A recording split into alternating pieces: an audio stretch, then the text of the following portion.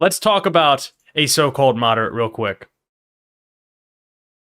Before we talk about more about Brian Fitzpatrick, let's talk about Senator Mitt Romney. Now, this comes as a little bit of a surprise today, in my opinion. But here is Mitt Romney announcing the fact that he is not going to be running again. Expectations. I enjoy my work in the Senate a good deal. The last few years have been particularly productive as I was able to help lead and negotiate the bipartisan infrastructure law, a comprehensive China strategy process, religious liberty protections, a compromised gun safety law, the Electoral Count Act. My friend, Mickey, you're not a centrist. Trust me, you're not a centrist. Center between the two parties that exist right now would make you a right-winger. That's not what I believe you are. I believe you're a liberal, and you might disagree with some of the things that I espouse, but I believe in you.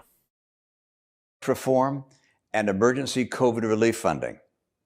I was also able to help secure key Utah priorities, including funding for Hill Air Force Base and its program to modernize our nuclear deterrent, as well as funding for wildfire prevention, water infrastructure, rural broadband, removal of uranium tailings from Moab, expansion and restoration of our highway and transit infrastructure, and federal studies to save the Great Salt Lake. I've spent my last 25 years in public service of one kind or another. At the end of another term, I'd be in my mid-80s. Frankly, it's time for a new generation of leaders. They're the ones that need to make the decisions that will shape the world they will be living in. Damn straight. Now, we face critical challenges: mounting national debt, climate change, and the ambitious authoritarians of Russia and China. Interesting that Mitt Romney, who was the 2012 candidate for the Republican nomination, now seems like the reasonable guy. Same thing with John McCain, both of which I have significant disagreements with.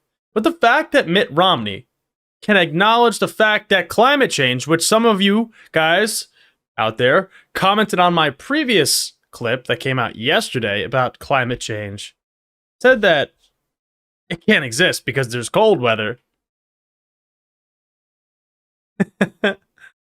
Can't exist because there's cold weather. You can't have it both ways. You can't say that global temperatures are rising, and when it's cold, it's more harsh. You can't say that. But Mitt Romney can say it. Because, he's just a senator. Neither President Biden nor former President Trump are leading their party to confront those issues. On deficits and debt, both men refuse to address entitlements, even though they know that this represents 2/3 of federal spending. Donald Trump calls global warming a hoax, and President Biden offers feel-good solutions that make no difference to the global climate. On China, President Biden underinvests in the military, and President Trump underinvests in our alliances. Now, I, again, obviously disagree with what he just said here. But at least we can talk about the policies here.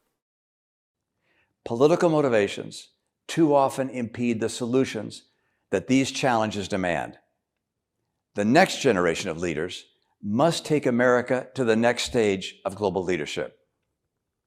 While I'm not running for re-election, I'm not retiring from the fight. I'll be your United States Senator until January of 2025.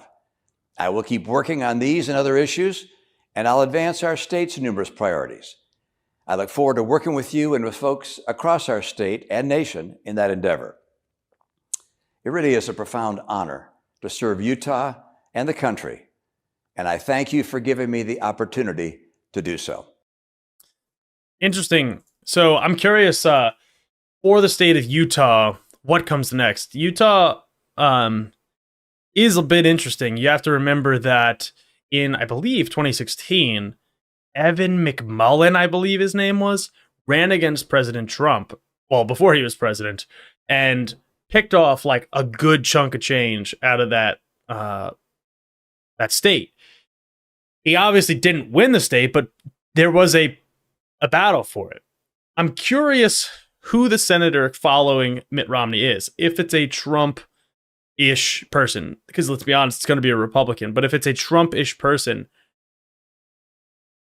not going to be good. If it's more in the Mitt Romney, but a younger person, I mean, like, look, again, I'll say this 1,000 times over. I have problems with Mitt Romney. Mitt Romney works very closely with Kyrsten Sinema, who I definitely have problems with, especially because she was a Democrat. But if the Trump lane comes and fills this void, we're in trouble. If a Mitt Romney Jr. basically comes in and fills this, at least it is somebody who we can pass something like the CHIPS Act, which is going to bring jobs to America, manufacturing jobs to America. It will reduce the necessary ties with China, which I would assume that many people that maybe are trying to argue with me want to rely less upon. It would reduce a trade deficit. I mean, all these things, but that was a Democratic bill. I'm not 100% sure if Mitt Romney even voted for it, but at least there was, I am hopeful that if I looked it up, it's possible. Yes, Romney Care, I don't love it. I don't like Obamacare, but Obamacare is Romney Care just to the whole country, and until Trump removed the individual mandate, which reduced the funding for it, which makes it more expensive, and the cycle goes on and on. But Romney Care, of course, being the original plan that Obama used for Obamacare, but Republicans don't want to look at that either. Same way that they don't want to acknowledge the fact that Ronald Reagan let millions of migrants stay in the country and gave them amnesty. But, can't do that.